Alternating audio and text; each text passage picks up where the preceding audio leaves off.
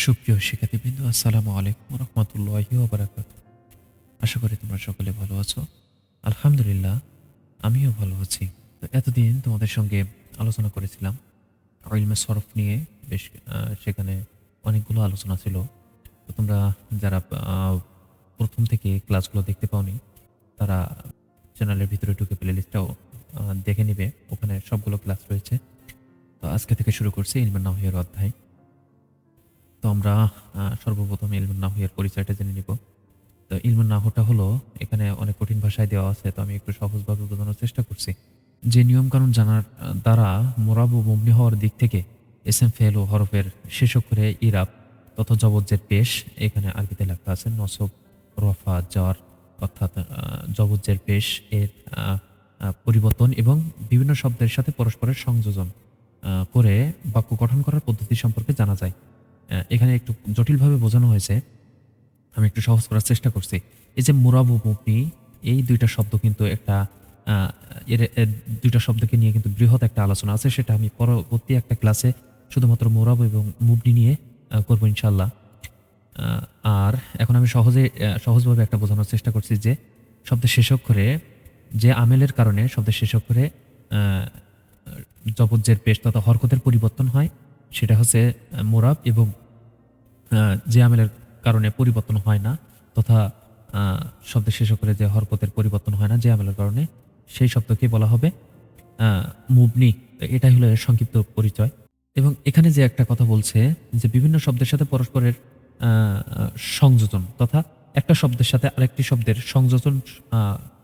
সংযোজন করে বাক্য গঠন করার যে নিয়ম বা পদ্ধতি আছে সেটা জানা যায়। এটাই হচ্ছে ইলমুন নাহু। তো আমি আশা করি এখানে সংক্ষিপ্ত আকারে তোমাদেরকে বোঝাতে সক্ষম হয়েছি। আর আমি যদি আরো সহজভাবে এটা সংজ্ঞায়িত করি, তাহলে সেটা কেমন হবে, যে যে শাস্ত্রে শব্দ ও বাক্য, হ্যাঁ, এর নিয়মকানুন, এর গঠনের নিয়মকানুন, এই নিয়মকানুন সম্পর্কে যে শাস্ত্রে আলোচনা করা হয় সেটা হচ্ছে ইলমুন নাহু। এর আলোচ্য বিষয় হলো যে কালিমা ও কালাম, তথা এখানে শব্দ নিয়েও আলোচনা করবে এবং বাক্য নিয়েও আলোচনা করবে। এটাই হচ্ছে এর আলোচ্য বিষয়। ইলমুন নাহয়ের উদ্দেশ্য হলো যে আরবি ভাষা ব্যবহারে শাব্দিক ভুল ভ্রান্তি থেকে মেধাশক্তিকে বাঁচিয়ে রাখা। ইলমুন নাহয়ের নামকরণ ও সংকলনের ইতিহাস, কিভাবে এটার নামকরণ করা হয়েছে এবং কিভাবে এই শাস্ত্রটা সংকলন করা হয়েছে।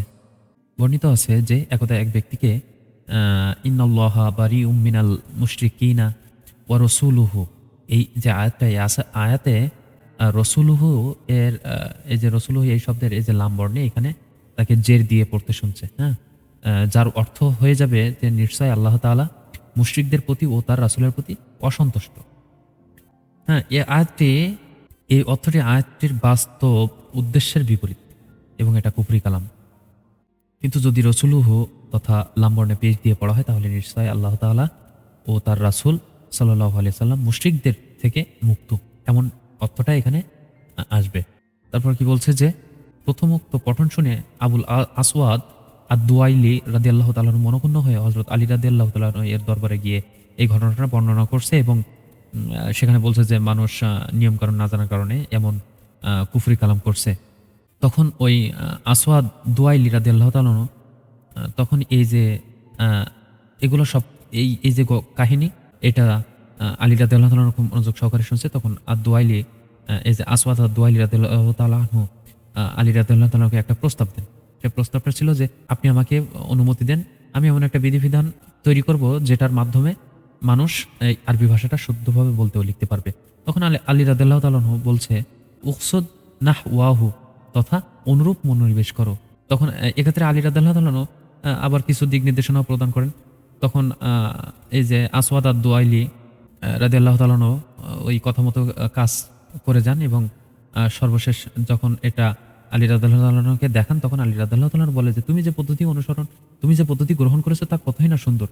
তখন আলী রাদিয়াল্লাহু তাআলা আনহু কি বলছে যে মা আহসানা হাযা নাহওয়া আল্লাযী নাহাউতাহু, তথা তুমি যে পদ্ধতি গ্রহণ করছো তা কতই না সুন্দর। এখানে আলী রাদিয়াল্লাহু তাআলা আনহু বারবার এই যে নাহউ শব্দটা ব্যবহার করছে। পরবর্তীতে সকল সুধীবৃন্দ এই শব্দটিকে কেন্দ্র করে এই যে শাস্ত্র, এটার নাম ইলমে নাহু করা হয়। তো এই ছিল এর একটা সংক্ষিপ্ত ইতিহাস। তো আগামী আজকের ক্লাস এই পর্যন্তই। আগামী ক্লাসের জন্য সকলে প্রস্তুত থাকবে এই আশা ব্যক্ত রেখে আজকের ক্লাস এখানে শেষ করছি। আর এর পূর্বের সর্বঙ্কের যে ক্লাসটি ছিল সেটা তোমরা যারা এখনো দেখতে পাওনি তারা ডেসক্রিপশন বক্সে লিংক থাকবে, সেখান থেকে দেখে নিয়ে যাবে। তো আজকের ক্লাস এ পর্যন্ত এখানে শেষ করছি। আল্লাহ হাফেজ।